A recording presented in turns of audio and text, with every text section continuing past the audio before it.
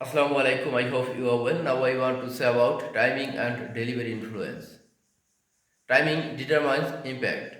Impact depends on delivery. Delivery shapes perception.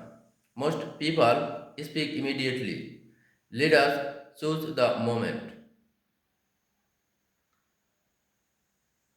Right timing increases effectiveness. Wrong timing reduces value. Leaders pause before speaking. Pauses create attention. Attention increases influence. Fast responses create mistakes.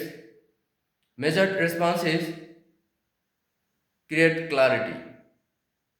Delivery controls understanding. Tone influences meaning. Pacing affects perception. Leaders control their voice.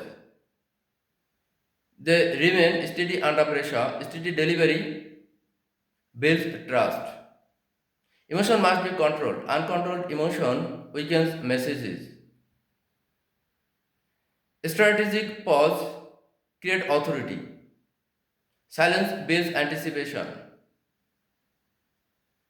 Leaders observe reactions carefully.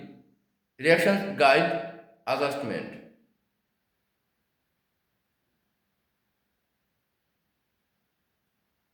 Timing requires awareness. Awareness improves judgment.